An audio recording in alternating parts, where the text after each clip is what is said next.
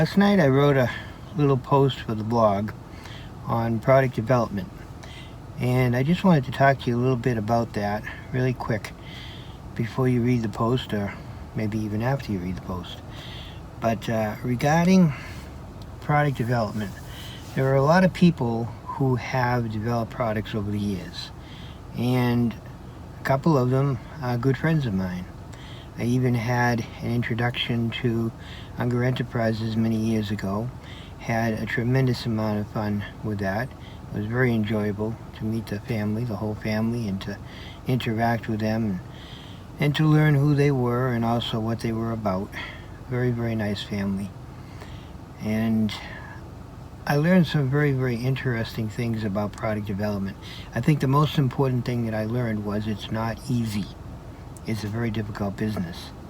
And if you don't know the business and understand exactly what you're getting into, it can be virtually impossible to do.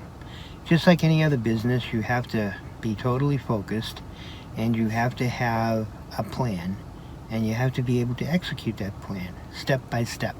If you can't, then you might as well not get into the business. I think a lot of people think that all you have to do is have a product and you instantly have a pot of gold delivered at your doorstep the next morning. It's not going to happen. There's no way that's going to happen. You're going to have to work at it just like you work at your window cleaning or any other business. But I have been thinking a lot about developing a whole line of products, or at least discovering half of them that are not being sold to the window cleaning industry right now. There are many of these products out there, and for the most part, we don't know about them. We don't know that they exist. We don't know how well they work. We don't know how to mix them up to get the results that we need, especially for non-routine window cleaning, which is becoming more and more critical, especially as subcontractors decide not to cover the glass so that the concrete will not get on the glass or the paint or the stucco or the wood stain or silicone caulk or whatever the case. They decided not to cover the glass. So we come along and we have to deal with that. It's not an easy thing to do. And it becomes much, much more difficult to do when the glass is scratch sensitive. And again, I'll repeat that, scratch sensitive. That's my own term that I've come up with, but you know what I'm talking about. When the glass hisses and pops and you cannot use a razor blade, sometimes you can't even use steel wool, although I'm sure many of you have never run into that. I very seldom have run into that. I've been cleaning windows now for almost 40 years. It's a very unusual thing to run into. When you do, most of the time, the scratches that result from it are very, very fine, and they can't be seen except in the direct sunlight. But then when you can see them, you are in fear. You don't want anybody else to see them because you might be facing a lawsuit. So, nonetheless, my point is this. When a piece of glass like that gets covered with paint or concrete or whatever the case, and you have to use some type of a non-routine method to get it off, you have to use extreme caution. You have to know that the technique that you're using to get it off will not affect the scratch-sensitive glass. And that is a very, very difficult thing to do. I've been able to accomplish that so far by the use of two different things. First of all, a chemical solvent, the right one, and then also coupled with a particular type of super or just simply abrasive. And there are different kinds of abrasives. I wrote an entire post in the Glass Smart blog about abrasives, called it the particle zoo, and it truly is that. There are hundreds of different types of abrasives out there, different shapes, different sizes, different hardnesses, different material constitutions. It's incredible. So knowing exactly which abrasive to use, coupled with the solvent, and again you need to use the right solvent, will do the trick, and it will do it safely. So there are alternative methods to use. But you have to be the one to choose.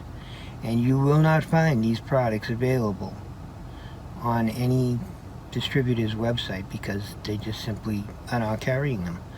They don't know about them, and it takes a lot more time to go out there and seek them out, find them, test them, and then present them to the window cleaning market.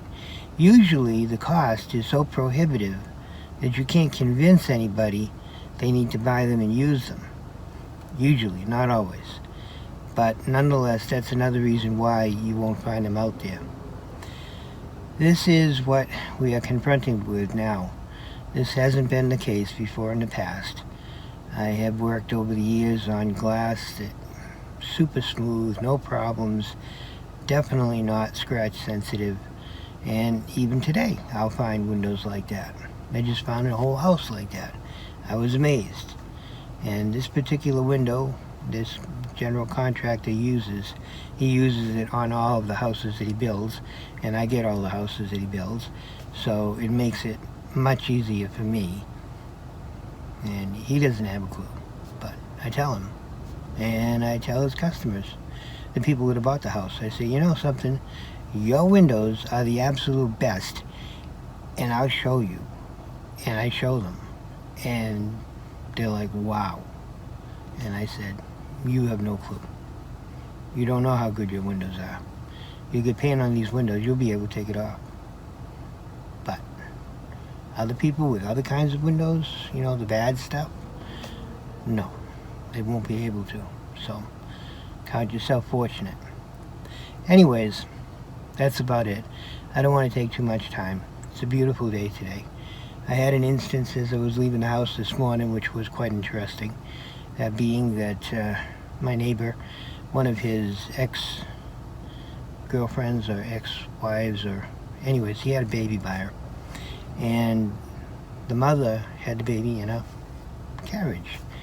Now he lives on a hill, so he's up this long hill, long driveway. And she was at the top of the baby in a baby carriage, pushing it around. And I'm thinking, all that baby has to do is hit the hill and it will roll down that hill. And the mother was a little bit too big to go chasing after the baby. So that wouldn't have happened. So take a lesson. Watch out for stupid people and people with evil intent, because they will get you every time. So you have to be smarter than them. Anyways, words of wisdom for the day. It's a beautiful morning, sun's out up here in the North Country, and I'll talk to you another time.